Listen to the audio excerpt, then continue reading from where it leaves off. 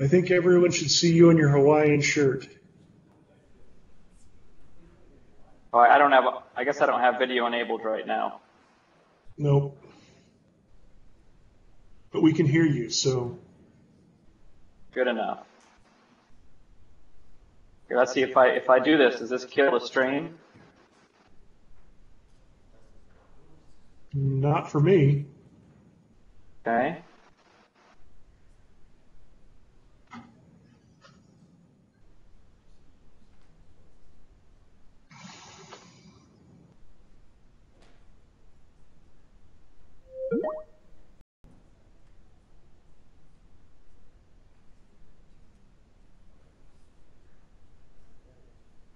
Well, welcome. We're sorry we're starting a little late. We apologize. But it's important to us to have the input of our colleagues, even when they're not able to be here in the meeting with us. This is the regularly scheduled City Council business meeting of January 8th, 2019. It is now 6:13, and I will declare this meeting open.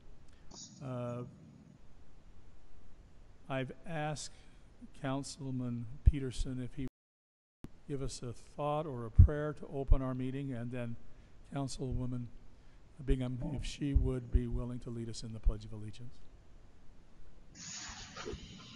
Our Father in heaven, we're thankful for this opportunity to meet as a city council together with the staff and the citizens who are here. We're grateful for the community we live in and for the many blessings it provides us. We're grateful for the abilities and talents of the people who work here, and please bless them. We're grateful to have council members joining us remotely, and please bless them to be safe and return home to Syracuse safely. And we pray for thy Spirit to guide us in our discussions and decisions. And this we do in the name of Jesus Christ. Amen. Amen. Stand. I pledge allegiance to the flag of the United States of America and to the republic for which it stands, one nation, under God, indivisible, with liberty and justice for all. For the record, let me state that here at the council chambers, present in our meeting is Councilwoman Bolduc, Councilwoman Bingham, Councilman Peterson. Joining us electronically is Councilman Savage and Councilman Mon, and they will be participating us through Skype. Council, it's time for us to adopt the agenda for this meeting, but there is one error in our agenda. I would appreciate it if in your motion to adopt, at least this item be recognized. In the item of common consent under A, the appointing of Colleen and Russell Lynch to the Syracuse Arts Council. At this time, Russell will be the one being appointed, and Colleen will not be appointed. And that is an error that I made. I just need to make sure that is for the record, that is corrected. So I would look for a motion to adopt the agenda as amended. So moved. I have a second. Second. Second by Councilwoman Bingham. Any discussion? All in favor? Aye. Aye. Aye. Did I hear from Jordan? Aye. I believe that vote is unanimous. The amended agenda will be adopted. Now, for the benefit of the public, twice in each of our business meetings, we will turn the floor to you for anything that is not listed as a public hearing matter in our agenda tonight. We do have a public hearing scheduled for this evening. But if there's some issue that you think needs to be brought to the attention of the City Council, we want to hear it. So what we will do is we will open the floor to any of you who would like to address the council. If you'd come to the podium that's here in the front and use that microphone, because this meeting is being broadcast and recorded. We need to know your name and your place of residence, if you would, before you begin, and then we would grant you 3 minutes before the council. So I would open public comment. If there would anybody who'd like to address the council, would invite you to come forward.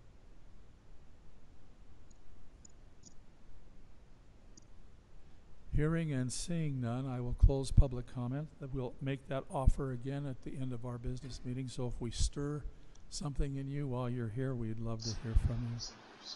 We'd now like to turn some time over to the Chamber of Commerce. Keith Kennington is the current director of the Chamber of Commerce for some awards.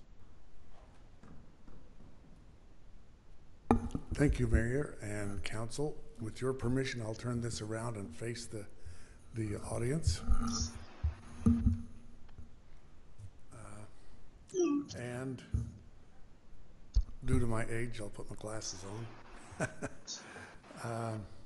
The background of this Chamber of Commerce Award for Excellence for Youth is this. The city wishes to work towards recognizing citizens who strive for excellence in either athletics, academics, arts, or community service. To that end, in an effort to recognize students at Syracuse High, Clearfield High, as well as other elementary and junior high schools in our city and individuals residing in our city, Mayor Mike Gailey and City Manager Brody Bavaro have asked us to develop a Chamber of Commerce and City Award for Excellence in order to recognize outstanding citizens and athletes. This monthly award recognizes the outstanding performance of a male and female who excel in athletics, arts, and other academics. Each participant will receive a certificate and be recognized in City Council, have their picture displayed in the City Hall foyer, and be featured in the city's newsletter or the Connect magazine, and receive a gift certificate from our local businesses. Let's do ladies first, should we? The first is Lainey Hamblin. While Lainey's coming up here, I've known her parents, haven't known her much, but I've known her parents for years and years, and her grandparents, both sets of grandparents, I might add. Lainey is a staff favorite and a top student with a 3.714 GPA. That's higher than I could count in school, and has great character. She is helpful and cares about others. She supports students with special needs and helps others with their homework. Lainey is on the volleyball team and plays competition basketball, as well as participates in choir and piano. She is a peer tutor and a positive influence to all. Now let's see if I've got this the right one. I do. So I think we do this, because parents want to shake hands. There you go. Thank you. Now we'll stay up here. Now, let's get Jared Hunter up here. Jared is a top student and athlete. He's a gentle giant and seeks out those who need help and friends, and spends time with them. He goes the extra mile to do well in all areas of his life and does his homework without parental reminders. Jared is on the basketball team and is a member of the jazz band. He participates in church and youth leadership and service, and he currently has all A's on his grades. Congratulations. That's terrific. Thank you. Now, thank you. Mayor and council, would you like to come down and shake hands? And parents, this might be a great time for pictures if you'd like them.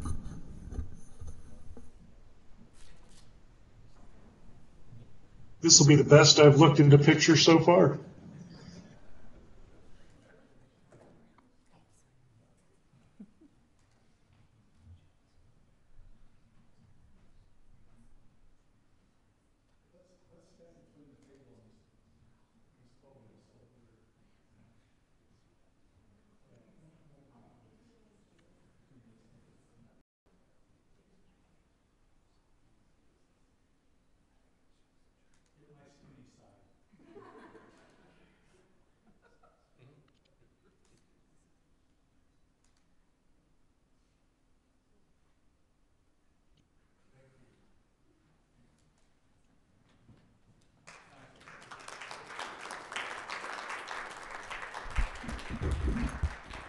I'm going to have the council stay here and join us. And Brody, would you come down and represent staff?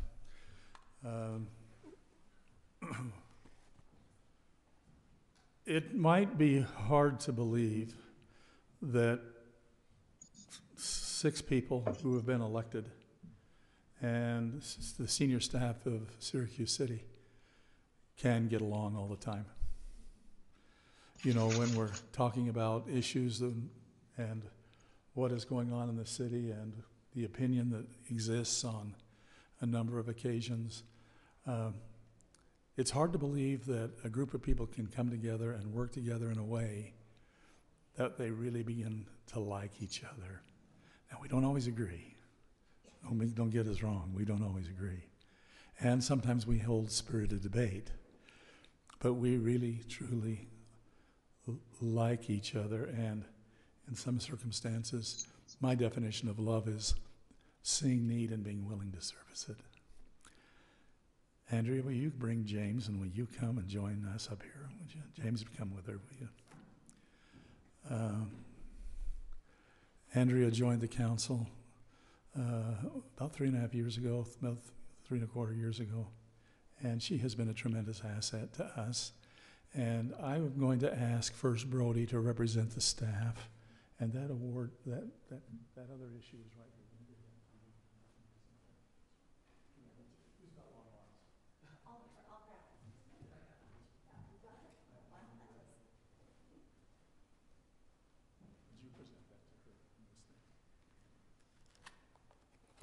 Sure.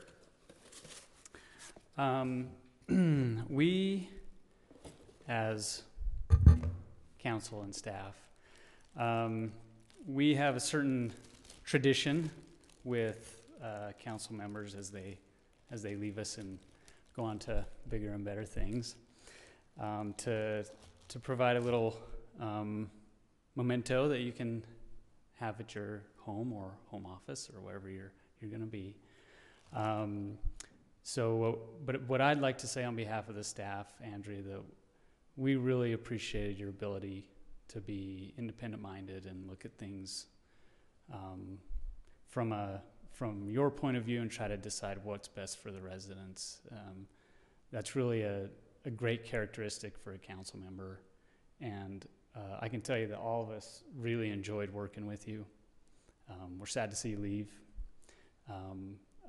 We realize that decisions in life need to be made, and so we wish you the best on your journeys for you and your family, and we want to thank you so much for the service that you gave and I speak as a resident and as a city manager.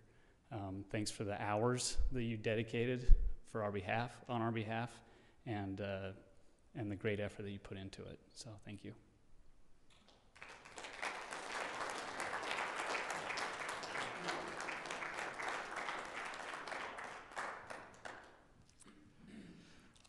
Now, to that part of us that you won our hearts, you did, and I personally am going to miss you as a sounding board. I really enjoyed that, but I thought the one that could express the feelings of the council better than anybody else was Corinne. Corinne? I wrote it down because I knew I'd cry. Now I can't see it. Okay. Eleanor Roosevelt said, "Great minds discuss ideas. Average minds discuss events. Small minds discuss people." I've reflected on that quote many times over the last 3.5 years, and especially after great council meetings where ideas were freely shared, reasons and supporting arguments were given, and consensus reached with respect for all. I believe people would rather talk about events or people because sharing of ideas puts one in a vulnerable position, because those ideas are part of who one is and may be rejected. Ideally, a group is willing to listen to all proposed ideas, evaluate and come to a consensus with respect for each other. Andrea Anderson personified this ideal, and because of it, was very effective and trusted. She is a person we are all pleased to call our friend and will truly be missed. And we have a few items for you.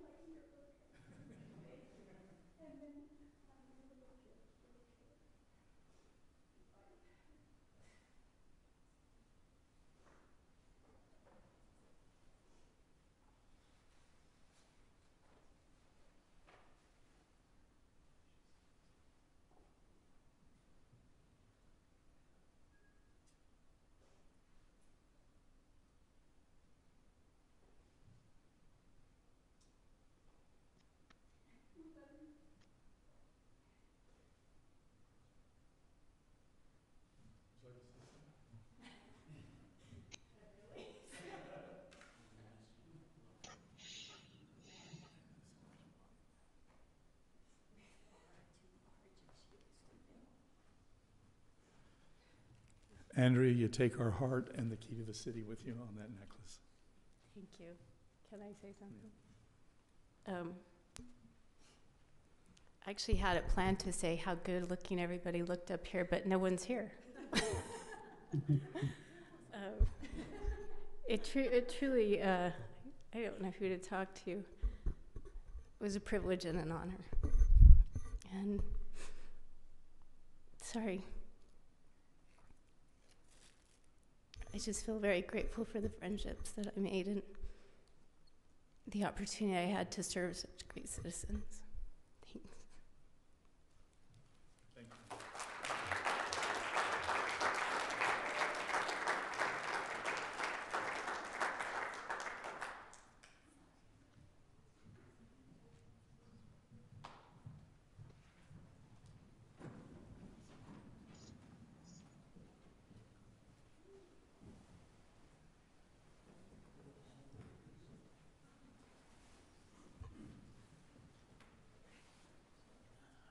Thank you for coming tonight. Pardon? I know that feeling. I know that feeling. Thank you for coming. We'll give just a minute to allow them to exit, and then we'll go on with our agenda. Paul, do you want to preface anything here before we begin, or? So we've got an annual report from Alex Smith, who's our victims advocate. The report is mandated, but it's also helpful, I think, to keep a pulse on the types of crimes that are happening. Alex does a really good job of tracking everything. Every victim that she serves, we make sure we account for it. So I just welcome Alex, and she's going to talk to you a little bit about what she does and what our program's about. Thank you.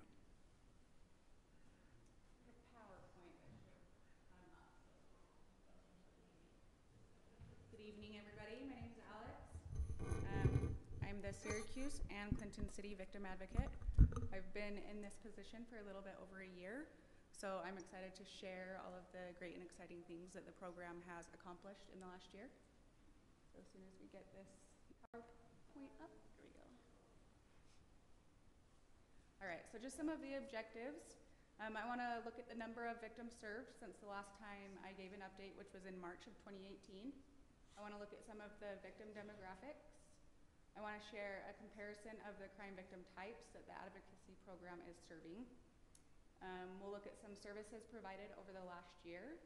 And then I wanted to show some things that we have created for the program to kind of build on the program as it progresses.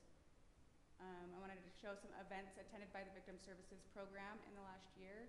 And then I wanted to end by sharing a survivor success story and how advocacy helped their escape to safety. So since the last update, from April 1st to December 31st of this year, 109 victims were served, 79 females and 30 males.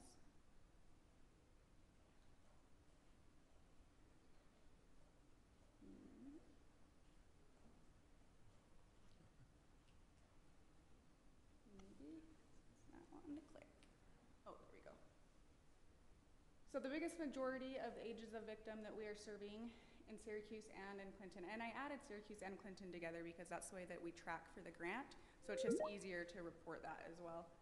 But 70% are between the ages of 25 and 59, and then the next biggest category is 18 to 24 with 17%. So the Clearfield City Victim Advocate reached out to me and let me know that their council was interested in seeing how their crime victim types compared to other cities and other programs in Davis County. And so we kind of did this together, but they're pretty comparable. In Syracuse and Clinton, the biggest population that we are serving are domestic violence, and same with in Clearfield. The next biggest category was assault with 17% in Syracuse and Clinton and 11% in Clearfield. Then if you kind of look around the wheel, they really only vary by a couple of percents each one. There are a couple different categories, and that's just the way that we kind of track our grants a little bit differently. So these are the services provided in the last year. Each category is what we have to track for the grant and report back to the Utah Office for Victims of Crime quarterly. We have to hit a quota, and we are normally right on track with that quota, but where I've been here for a year, I just kind of wanted to show the numbers as a whole.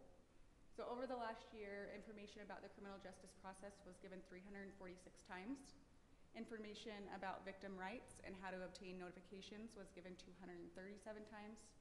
Referrals to other victim service programs was given 279 times. Referrals to other services and supports were given 274 times. Crisis intervention, which includes things such as safety planning, happened 110 times. Hotline and crisis line counseling was 99 times. Individual advocacy, 389, and on-scene crisis response was 4. Notification of criminal justice events happened 308 times. Assistance filling out victim impact statements happened 160. Helping citizens and our victims with restitution happened 62 times. Obtaining a protective order, a criminal protective order, happened 107 times. Prosecution interview, accompaniment, or advocacy, this is when I have conversations with Paul regarding victims that are coming through court, or even if they're not coming through court, happened 261 times, and we normally talk quite a bit, so that number could actually be maybe a little bit higher. But same with law enforcement interview. It's not necessarily that I'm sitting in on the interview with the survivor, but how many times I'm talking to law enforcement about a certain case, or they're emailing me about a protective order, or any sort of information that kind of goes back and forth. Criminal advocacy happened 5 times. Assistance in obtaining civil protective orders happened 169 times. Crime victim reparation info and assistance happened 181 times. And then assistance with shelter and housing happened 23 times. So these are all counted. Those numbers look kind of high when you look at like 308 or the larger numbers, but it's each time so if I talk to a victim 5 or 6 times in one day, I count that every time.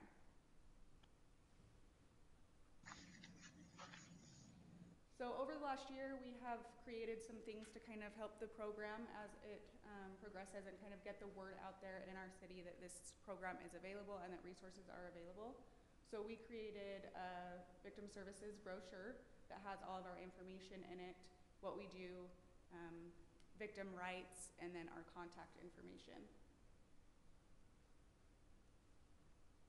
We also created a victim services banner that we use at all of the tabling events.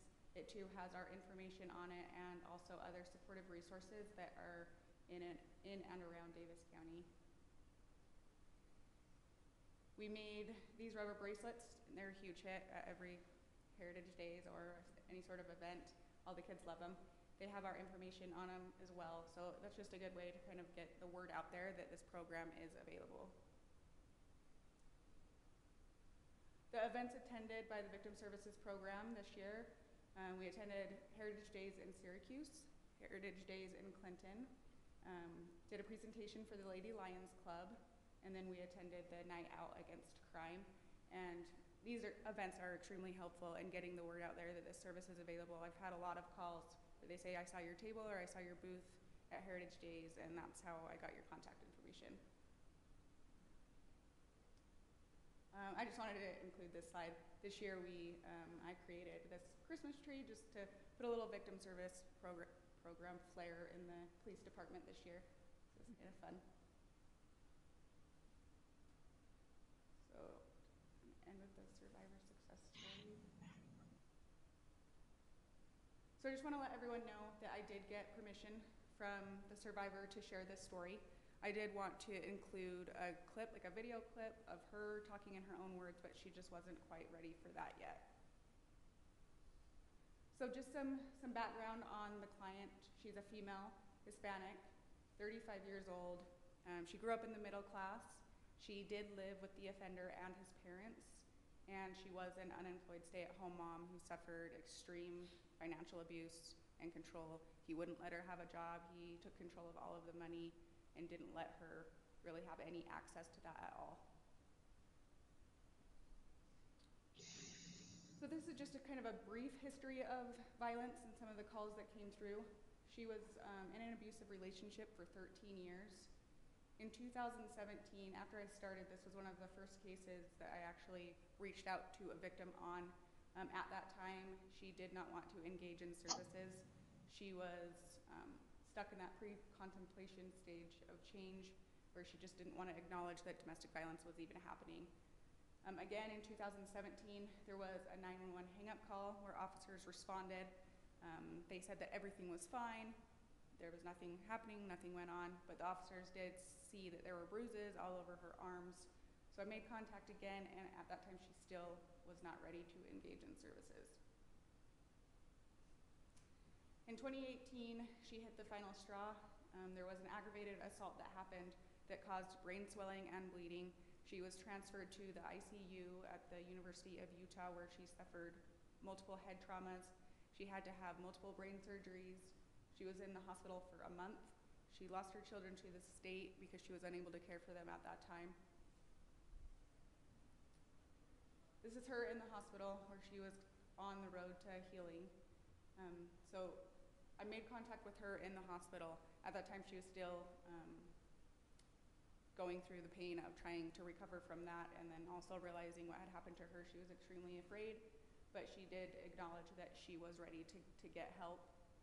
During that time, during that month in the hospital, I had contact with her dad quite frequently on some of the services that would be helpful to her and how he could kind of support her through that. He was a great support through all of that for her.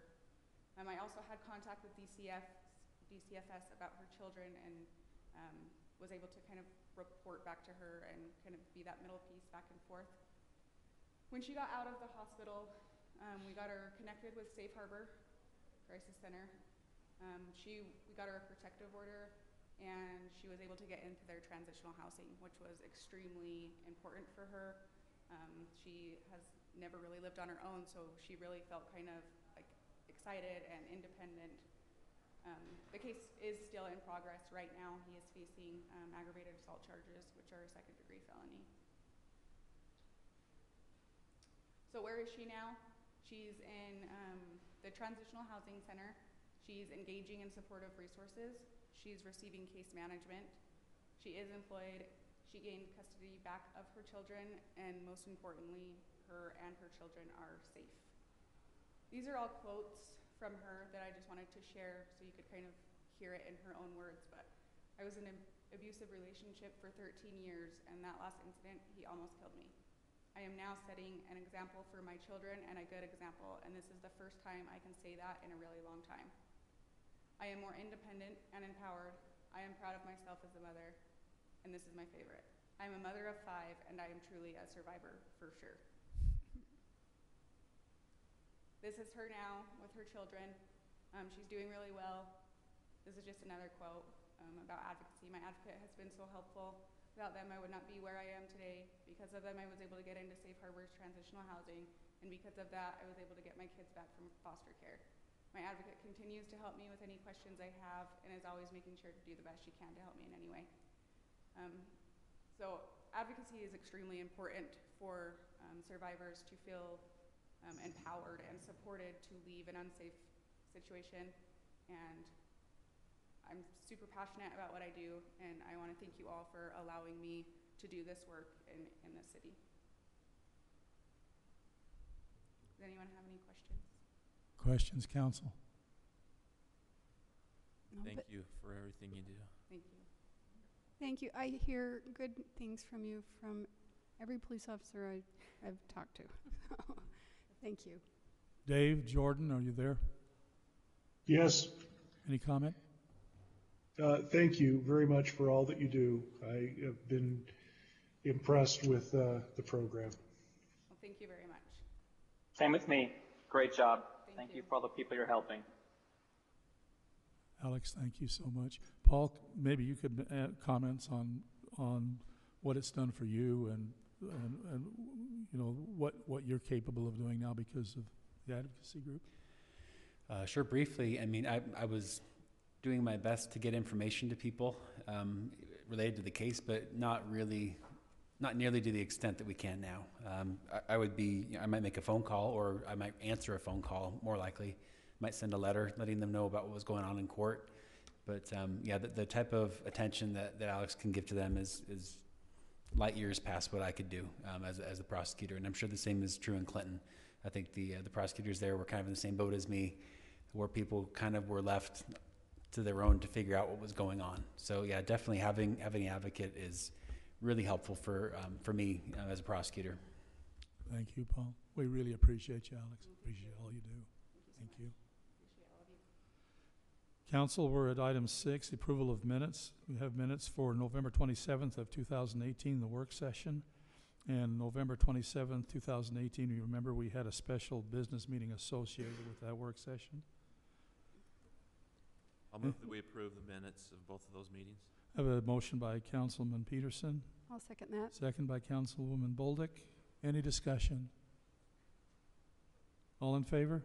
Aye. Aye. Aye. That's all, everybody. That passed unanimously. Thank you. An item for common consent, and this is one I mentioned to you. The Arts Council would like to appoint Russell Lynch to the Syracuse Arts Council Board. We agreed to put this on common consent. I do entertain a motion. Mayor, I'd make a motion that we accept the resolution R-1902 appointing Russell Lynch to the Syracuse Art Council. Could you make that, if that needs to be amended with Mrs. Lynch's name removed from that resolution, would that be a favorable amendment? Yes.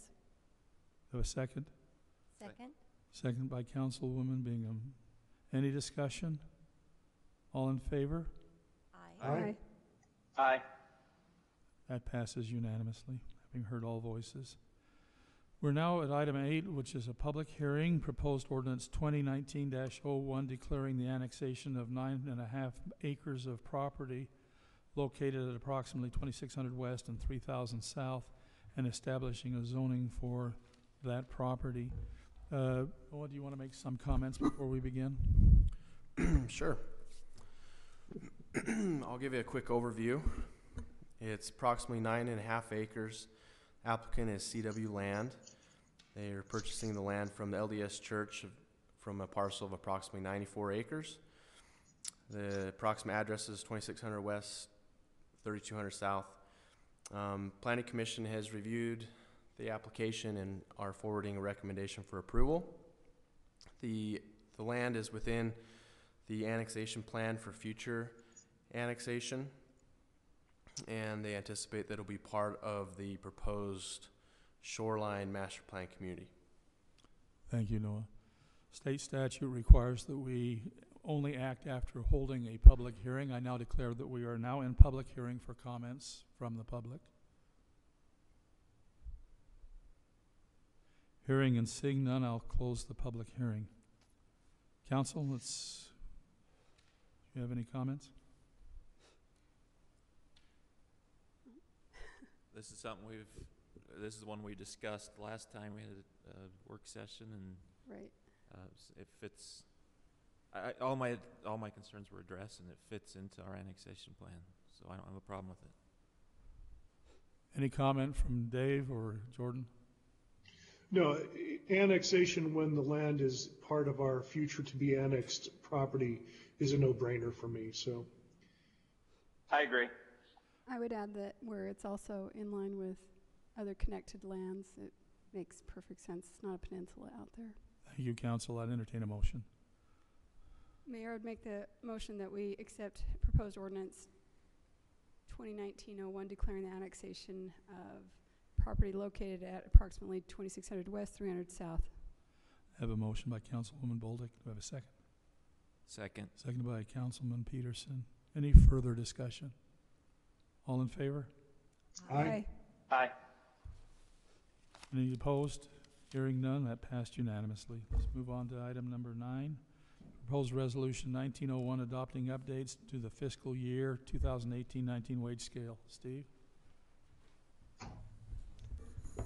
So this is the second part of this puzzle that we're putting together. The first part was we changed the fees in the fee schedule last month, if you remember, for all of our new inspection fees from $79 to $350. That fee is now being collected. This second component is, and we talked about this in the deep dive for Public Works, is to add a Public Works inspector position. We put a level 1, 2, and 3 in there. We would only hire one position. And we currently aren't asking to fill this position. We're just asking to approve the wage scale with the idea that in March or April we'd come back to you with the budget opening, and that would be the final piece to adjust the wages to include this position in the budget. So this is simply a request to approve the wage scale for this position.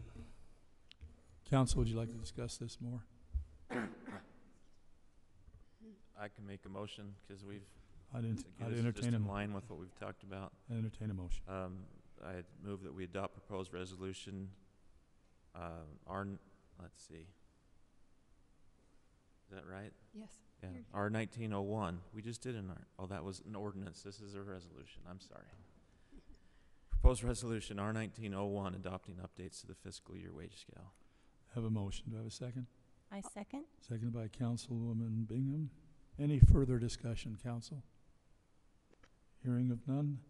All in favor? Aye. Aye. Aye.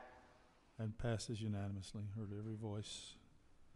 Item number 10, proposed ordinance 18-24, amending the Syracuse City General Plan map for property located at 2600 West, 3200 South, from residential R1 to residential planned community RPC.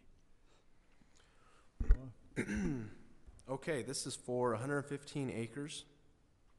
They are proposing to change it to the RPC zone, which is for a master plan community. The applicant is CW Land, same as the annexation. And the RPC zone allows 5 units per acre maximum. They're proposing 551 units, which comes out to be about 4.8 units per acre. So they're within the allowed density. Staff has completed a review on the concept plan and is forwarding a recommendation for approval based off of their compliance with the ordinance. To give context, the R1 zone is 2.3 units per acre, R2 zone's 3 units per acre, R3 is about 4 units per acre. The plan features a clubhouse with a pool. They do have some existing wetlands on site, which they are preserving a lot of it and incorporating into their required open space. And they are going to be mitigating a little bit. They're also providing a trail along 2400 West, which is on our Trails Master Plan. The plan has a variety of lot sizes and housing products.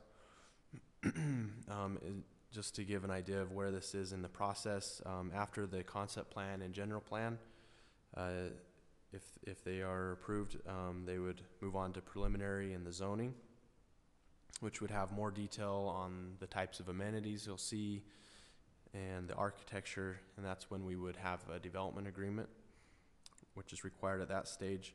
Then if that's successful moving through that, then they would go through the final plan one phase at a time. So I think that pretty well sums it up. The applicant is here in the audience if you do have some questions, and I'm here as well. Council, do you have questions for either the applicant? I have a question. What's the phasing? Do we have an idea of time frame for each phase? So the time that it takes to build out just kind of depends on the market. Maybe the developer will have a better feel for how many phases that it might have. We don't have that level of detail yet for the phases. Would you like to address the group? Thank you, Mayor and Council. Greg Day, I live at 1812 Doral Drive. To answer your question, we would hope that 3 to 5 years. From beginning to end? Yeah, and there's a lot that goes into it, and to say it would go to 6 or 7 years, I couldn't. It just kind of depends on how quickly people move in and buy homes, but yeah, that's sort of the idea. Any other questions? Dave? Yeah. Jordan? I have a couple, Yes. if I may. Can you hear me? Yes. So just looking at this plan, there is not a lot of homes. I guess you have a few that are 7,000 plus square foot lots. There are a lot of smaller lots. One of the big things on this, I would like to see more of a mix. I don't see a lot of, say, approximately quarter-acre lots, which are kind of, they're not R1 by any means, but I just see this really leaning more towards the really high density without the benefit of the slightly less dense lots to kind of balance things out. How set is this plan? I can respond to what the ordinance says. There's 3 categories of density.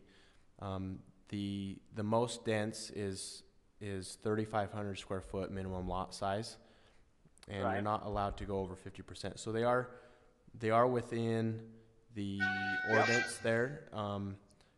And as far as maybe the developer could address how flexible they are in adding some other lot sizes. There are on the plan in the packet.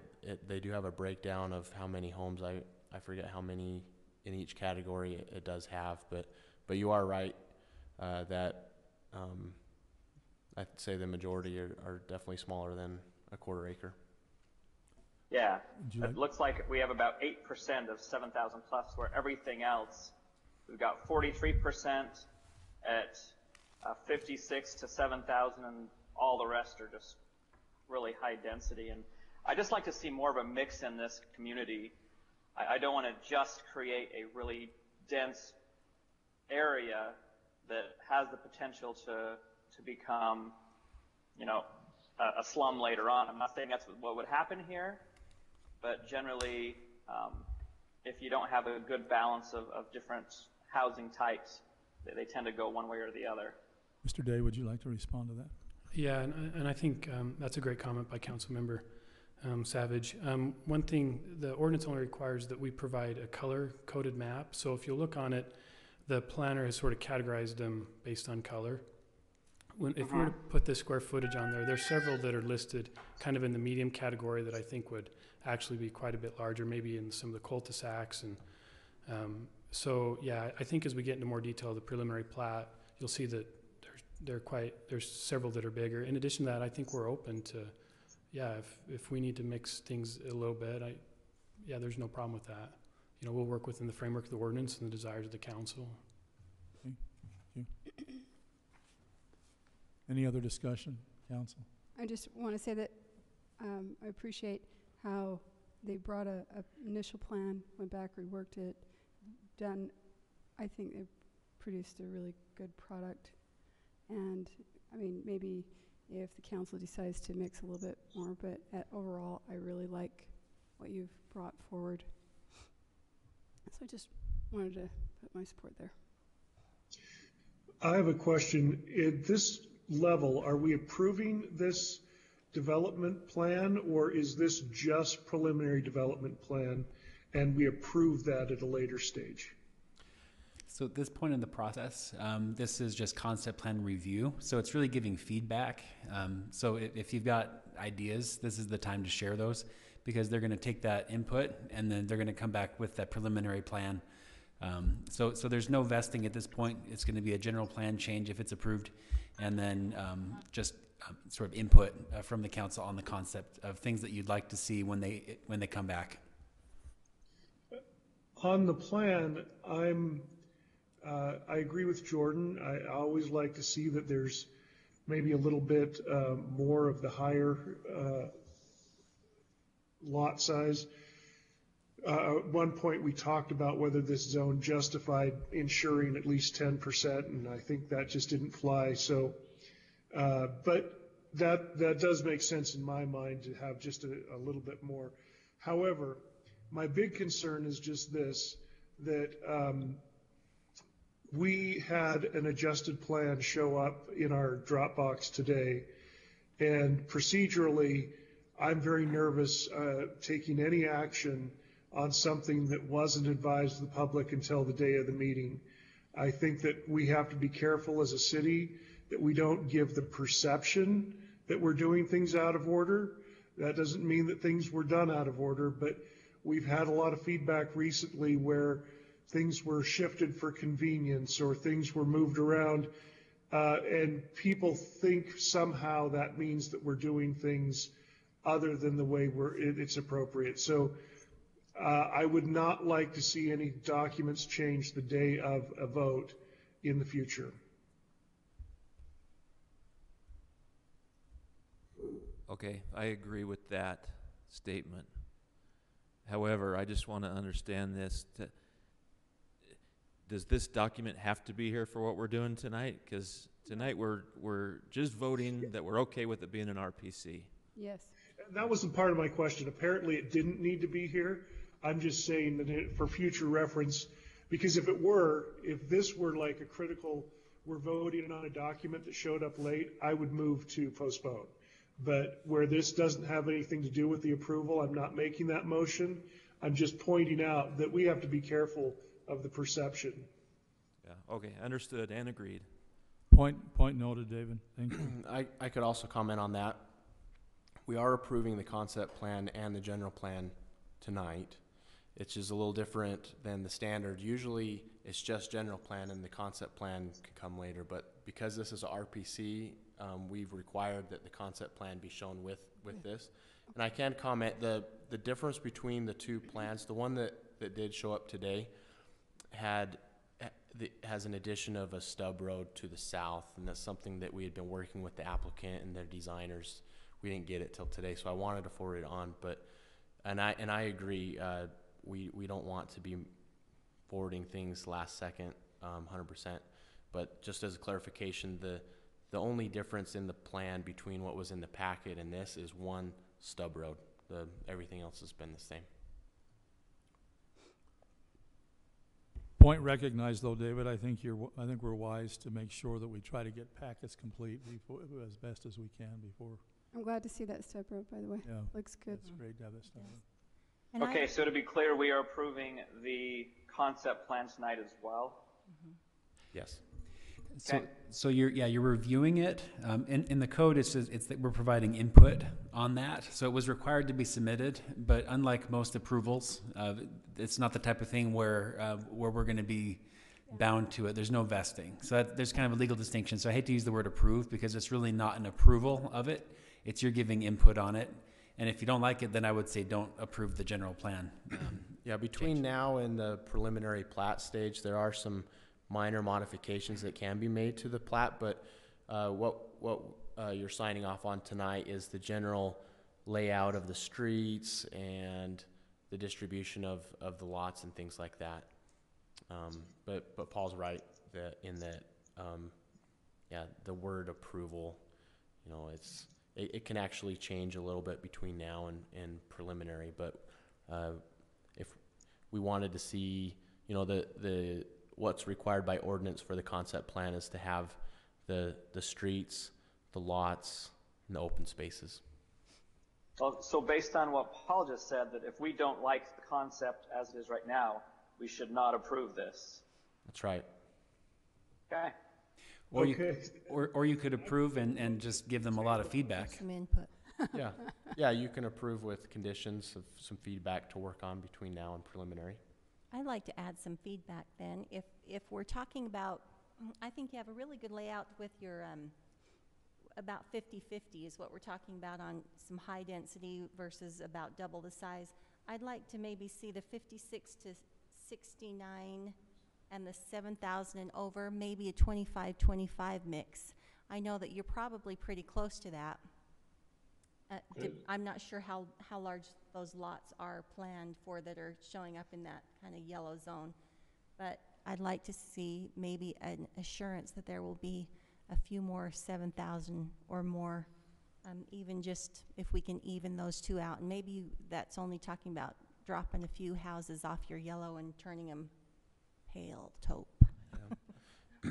And also, just for the record, I have the plan here in front of me now. So the 7,000 and above lots are 7.8%.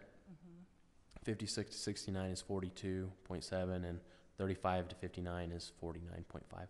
So it looks like we've got on here 44 that will be 7,000 or over. Is that, no? I'm trying to figure out. No. Oh, number of units is 43 units, which is 7.8% of all the units.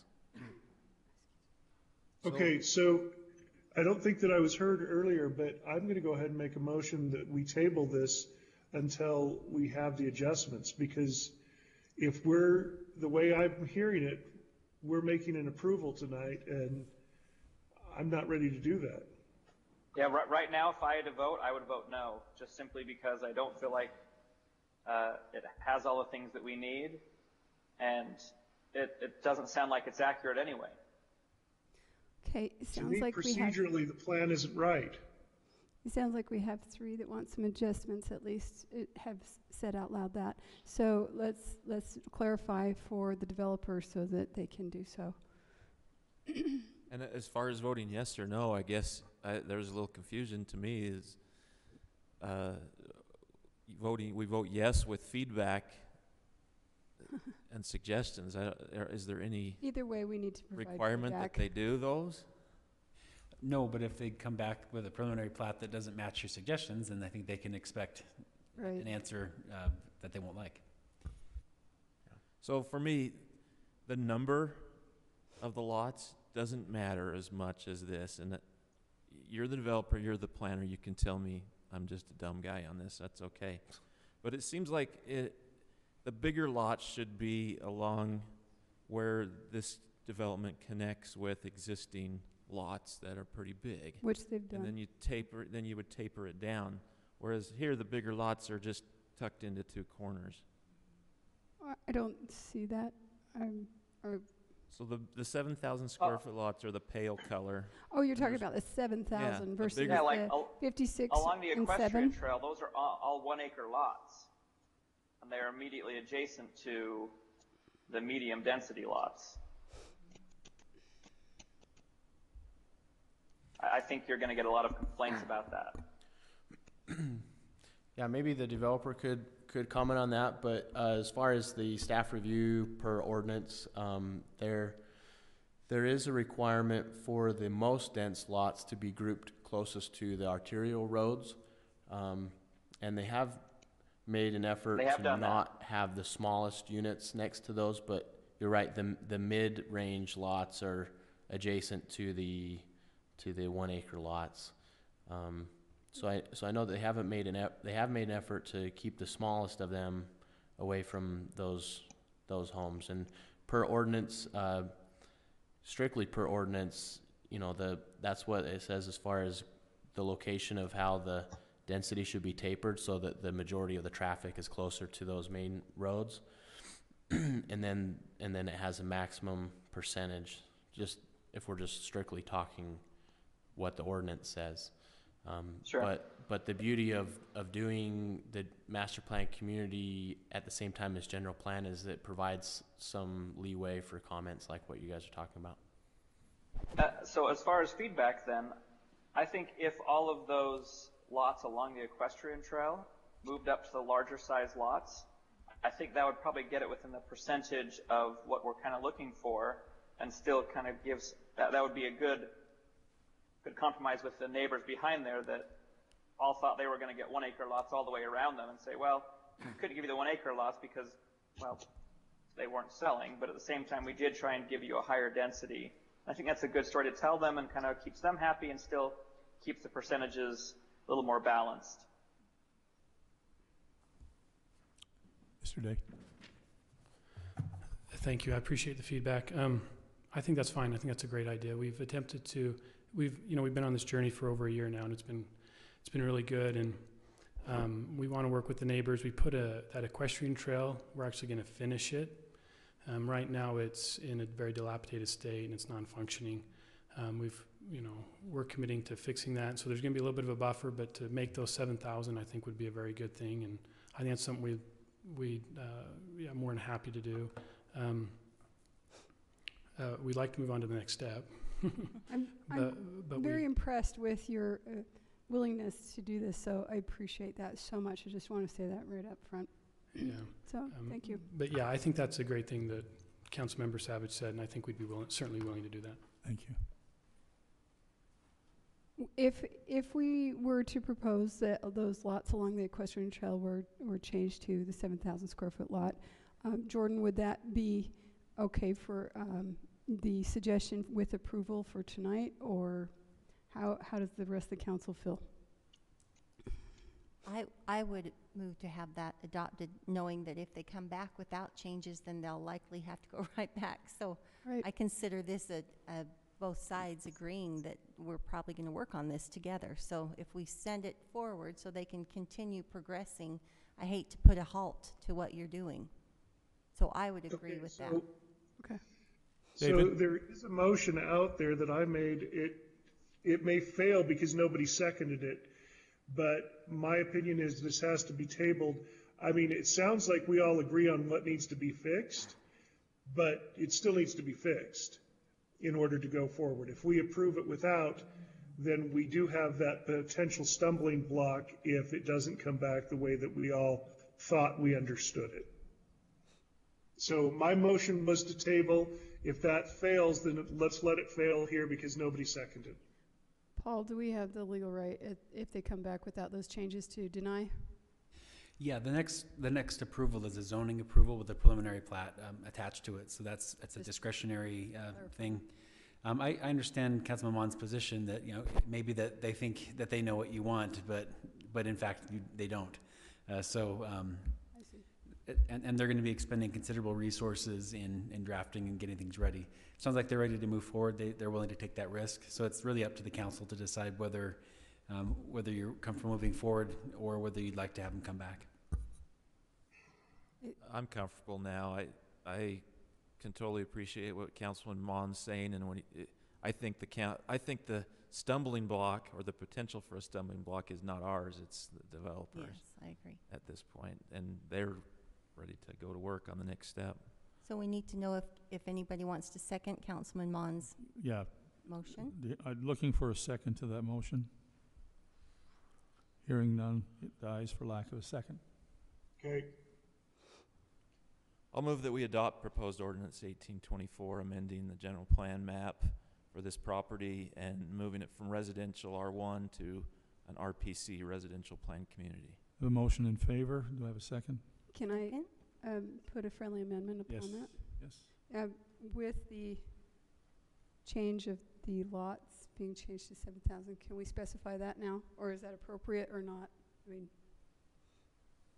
along the equestrian trail? Yeah, no, you could, maybe it's not a condition, but that's some of the feedback. It sounds like that's been what the council has agreed is so one of the major sticking points. It doesn't need to be part of the amendment then at all, or the ordinance or the approval. The motion? The motion, thank you. The right word. Maybe just with suggestions being made, taken by the developer. I'll withdraw that.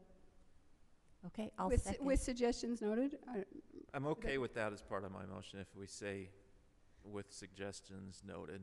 Or, because I don't know that we're giving them enough specific instruction on how the concept's going to look. Does that make sense? We've given them general instruction. Mm-hmm. Can we specify changing those lots to 7,000? If you want to. Yeah. Okay, I think that would be, that's what the suggestion is, so let's specify it rather than. along the equestrian trail? Okay. Okay. I'm okay with that. Okay. Thank you. Sorry. Have a motion with that amendment.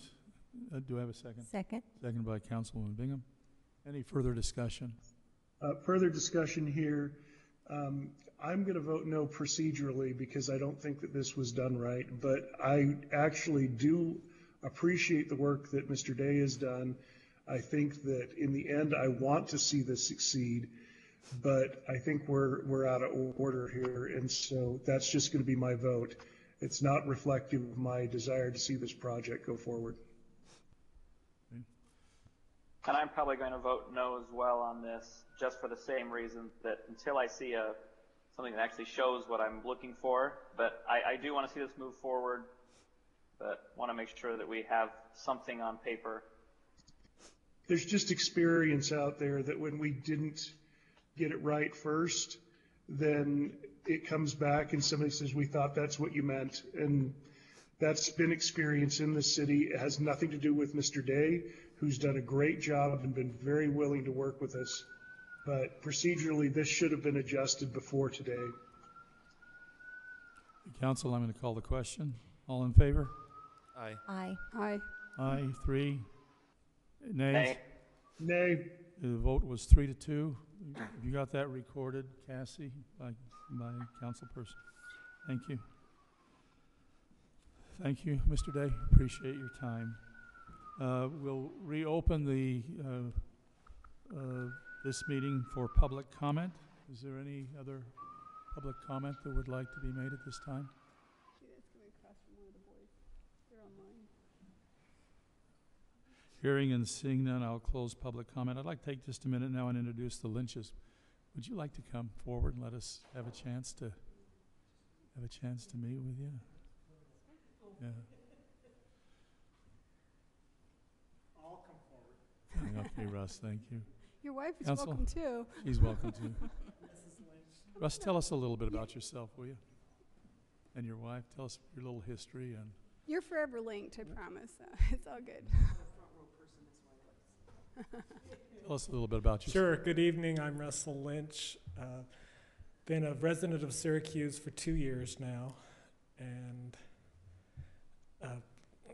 grew up in Utah. Have been involved in different volunteer organizations, nonprofit organizations, non-government organizations in the world, and have enjoyed participating on boards. Now submit interest in being on the Syracuse Arts Council, and participated in musical activities in high school, community groups since I've been married, and I think that's what I need to tell you about myself. Thank you. Well, we welcome you to that board and tell you to hit the ground running.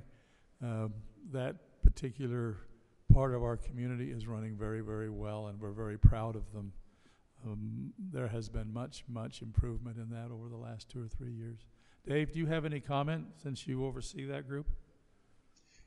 Just the same, Mayor, and I appreciate it. There have been a lot of improvements there, and I think that they are definitely an addition to this community. Thank you so much. You need to know that your appointment was approved 100%. Thank you. Thank you for joining us this evening. We appreciate it. Item 12, Council, any announcements that you need to make publicly? Not at this None? time, no. Dave? Nope. Jordan? Nope. Only that we have CERT starting up in February. I put some stuff out on Facebook, and we'd love to get a big crowd out there. We have a lot of new stuff coming in with the new rapid disaster assessment program. We'll be talking about how it integrates into the CERT program, so it should be a great class, and love to see y'all out there. Thank you. Does that start on the 20th? I just want to make sure. Yes, that's correct. We're doing Wednesdays in the spring. Wednesdays at 6:30 at the fire department, just for public who are listening. Hey, Jordan. Yes, thank you. I noticed Yes. on the link that there was some of the writing went over the top of the others. Is there something I was missing there? Is it maybe just the way it downloaded? Every time I download it, it would do the same thing. I'd imagine that's not how you intended. Maybe it's just my iPad. Are you talking about online or yeah, the one when I you emailed out to you guys? sent the links to the flyers. Okay. Good. Were you looking at it on a phone? I was on my iPad. Okay, I've noticed unless you actually open it in Word, it doesn't show up as well as it should. Online, I posted a picture, so it shouldn't have the same problem. But try actually opening it in Word, and it should clean it up. Okay, I'll do that. And then, is there something I'm supposed to be doing as council person for that? No. Okay. Sure. Unless you want to come, I'll come. we'd love to have you. I'll be there. But I'm going to go. I'm going to get my cert hat. I'll do that. I'm going to come. Hey, those cert helmets are sexy. Yeah, I think that's what you keep saying. And you know it. Yeah. Brody, do you have anything for this group? I don't, other than I just sent out the manager's report for December, and I wanted to make sure that council member Bingham was able to access that. If you've had an opportunity or not, just let me know. I pulled it up, but I don't have anything recent from you. Nothing was from 2019. I'll check with you. Okay. After. Okay. Okay. So on your report, one thing that we haven't been stating is when is that splash pad going to finish? Do we have an estimated date from them? Cresta, do you want to respond? Did you not listen to my report? I did. Memorial Day. I listened. She Memorial talked about Day. it at the retreat, but for public Cresta's not now. gonna let us open. I just know I wanted it for public record. For public so I'm it's just on the teasing. record. Oh, okay. They are actually working this week on finishing up the pavilions. They just put the Buffalo in today and yesterday, so if you want to go and check those out. They're doing work inside, and after that's done, they will kind of shut down until April 1st, where they'll come back and do the finishing touches and with landscaping, and then we will be ready to go on Memorial Day weekend. So Jordan wants to come back with a tan, so he's ready to Yeah, go that's for right. opening weekend of this. Did that answer your question, Jordan? Councilman Savage, sorry. Yes, thank you. Okay, thanks. Thank you. Staff, I'd like to also thank you for our retreat last Friday. Very efficiently done, very well presented, very understandable. Thank you for all you do. Council, I'm going to declare a 5-minute recess, and then let's reconvene in the conference room for a work session.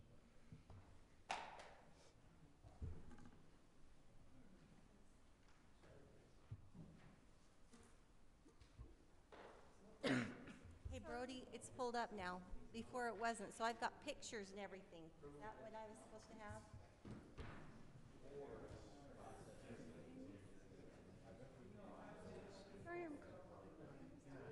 All right, that's what I need.